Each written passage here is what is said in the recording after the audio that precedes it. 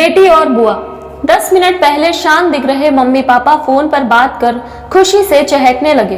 Dining room में नाश्ता कर रहे अपने बहू और बेटे के पास आकर बोले, कल शिखा आ रही है, अभी अभी फोन पर बात हुई है, समधी जी भी साथ आएंगे। संजय, तुम कल दोपहर 4 बजे एयरपोर्ट चले जाना, दोनों को लेने। इस शिखा को और कोई काम नहीं है क्या? जब देखो तब आ जाती है यहाँ पर। मैं नहीं जा पाऊंगा, मुझे और भी जरूरी काम है। क्या वो टैक्सी करके नहीं आ सकती यहाँ तक? संजय गुस्साई आवाज में बोल पड़ा। अपने बेटे के मुंह से अपनी बेटी के लिए ऐसे बोल सुन माँ एकदम दंग रह गई। अरे तबीयत तो ठीक है ना तेरी? कैसी पागलों की तरह बात कर रहा है? घर में 2 गाड़ियां होते हुए बहन को टैक्सी में आने के लिए कहता है, माँ बोली। तभी संजय के पापा बोले, रहने दो, मैं खुद जाकर ले आऊंगा अपनी बेटी को, करने दो उसे अपना काम। अभी उसका बाप जिंदा है और मैं नहीं चाहता कि मेरी बेटी को उसके ससुराल वालों से ताने सुनने पड़े कि इकलौती बेटे होते हुए भी उसे लेने के लिए गाड़ी नहीं भेजी या उसके स्वागत में कोई कमी रह गई। पापा ने बेटे को अपनी नाराजगी जताते हुए कहा, आप दोनों समझते नहीं हो मम्मी पापा, वो जब भी इस घर में आती है तो सारी दिनचर्या बिगाड़ देती है। वो तो आराम से बैठी रहती है किसी महारानी की तरह और हम सबको उसकी आवभगत में लगना पड़ता है। मेरी पत्नी का तो पूरा दिन ही दीदी और जीजा जी के आगे पीछे उनके ऑर्डर पूरे करते हुए निकल जाता है। गुस्से से संजय बोला, आज क्या हो गया है तुझे? कैसी बहकी बहकी बातें कर रहा है? बहन है तेरी, कोई पराई तो नहीं है। अब क्या है उसका इस घर में? शादी में दे दिया था ना जितना हमें देना था, फिर क्यों चली आती है बार बार यहाँ पर और हर बार बैग भर भर कर ले जाती है वो अलग। आपको समझना चाहिए, वो सिर्फ हमें लूटने आती है और कुछ। संजय ने तंज कसते हुए कहा, तुझे क्या, अगर वो यहाँ से थोड़ा कुछ ले जाती है तो बड़ी दिक्कत। ये सब मेरी मेहनत की कमाई है और मैं जो चाहूँ करूँ, चाहूँ तो पूरा शिखा को दे दूँ। पापा गुस्से से लगभग कांपते हुए बोले।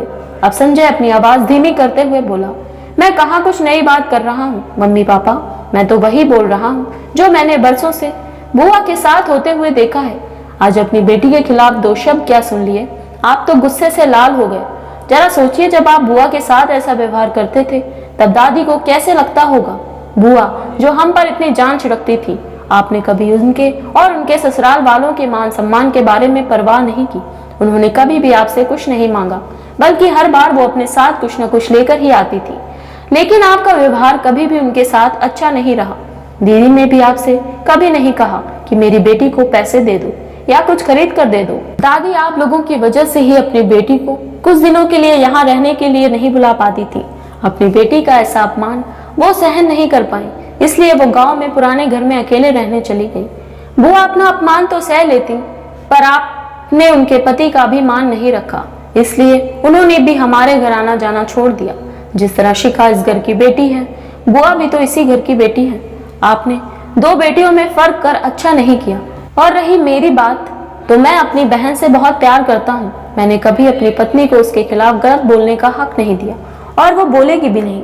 मैं खुद जाकर उसे लेकर आऊंगा, क्योंकि मुझे मेरी बहन पर गर्व है, अपने अच्छे भाई होने पर। हो सके तो मेरे इन कड़ू शब्दों के लिए मुझे माफ कर देना। इतना कहकर संजय अपने ऑफिस के लिए निकल गया। माँ और पापा का सिर शर्म से झुक गया। थोड़ी देर की शांति के बाद पापा ने हिम्मत कर अपनी बहन को फोन लगाया।